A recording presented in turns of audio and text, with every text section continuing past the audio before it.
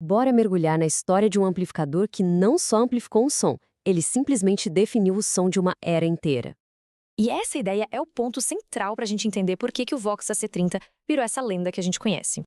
Para entender essa história, a gente precisa voltar lá para os anos 50, na Grã-Bretanha, numa época em que a galera estava buscando uma identidade musical própria. Então, nesse cenário, surge uma empresa chamada Vox. Na verdade, Genesis Musical Industries, a JMI. Eles viram que os músicos estavam com um problemão, precisavam ser ouvidos. A ideia era criar amps potentes, fáceis de carregar e que não quebrassem no meio do show.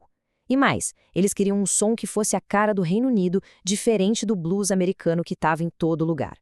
E o mais curioso é que a experiência deles para fazer isso veio de um lugar bem diferente: órgãos eletrônicos. O dilema era bem simples, na verdade. Os guitarristas amavam o som do amp que eles tinham, o AC15. O problema é que, com 15 watts, não dava. Pensa só, tentar competir o volume de uma bateria de uma orquestra inteira com um amp daquele tamanho era uma briga perdida.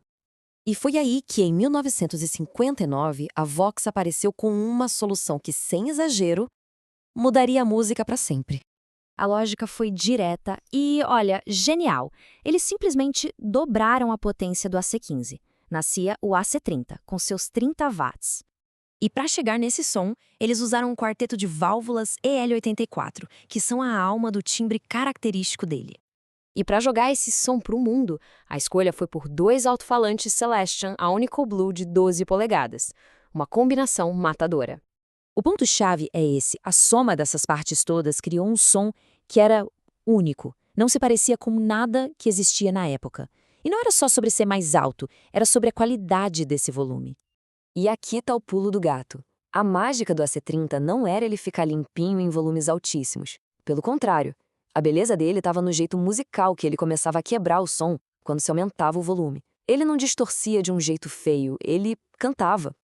E para refinar ainda mais essa voz, veio a cereja do bolo, o circuito Top Boost. Isso deu aos guitarristas um controle absurdo sobre os agudos e graves, permitindo que eles esculpissem o som com aquele brilho cristalino que virou marca registrada. E esse som todo não podia ter chegado em hora melhor. Ele virou, literalmente, a trilha sonora de um fenômeno cultural que tomou o mundo. E claro, não dá para falar de Vox sem falar de Beatles. É impossível separar um do outro. A relação ali foi uma via de mão dupla. Os Beatles usaram e abusaram dos AC30 e AC50, e aquele som virou a identidade sonora da banda. A Vox, que não era boba, fornecia os amps de graça, porque a exposição era gigantesca. Resultado, o som dos Beatles definiu o que era o rock britânico da época.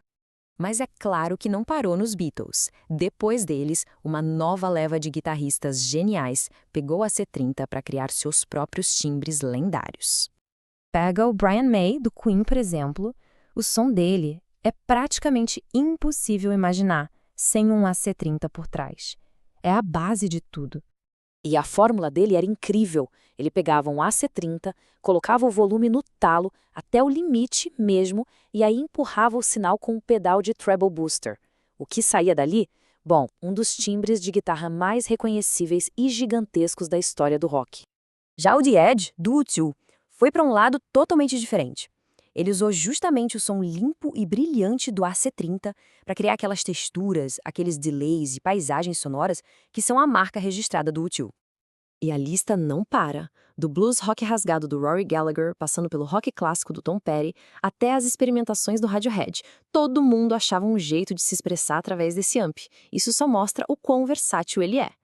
Mas, como em toda grande história, o AC30 também teve seus momentos difíceis, principalmente quando o gosto musical começou a mudar. Se nos anos 60 ele foi o rei absoluto, nos anos 70 a coisa mudou. O rock ficou mais pesado e a galera queria o som dos Marshalls e dos Mesa Boogie. O AC30 acabou ficando um pouco de lado. Mas aí chegaram os anos 90 e uma nova geração de músicos redescobriu aquele timbre clássico, atemporal. Hoje, o espírito daquele primeiro amplificador de 1959 está mais vivo do que nunca. É claro que a Vox hoje tem de tudo: amplificadores digitais, híbridos, pedais. Mas se a gente olhar bem, o DNA do AC30 original ainda está lá, no coração da marca. Eles sabem muito bem de onde vieram e o que os tornou gigantes. No fim das contas, a história do AC30 mostra como um equipamento pode transcender sua época. Ele nasceu de uma necessidade, mas virou um instrumento atemporal. Isso faz a gente pensar. Daqui a 50 anos, qual vai ser o som que as pessoas vão lembrar como a cara da nossa geração? Fica aí a reflexão.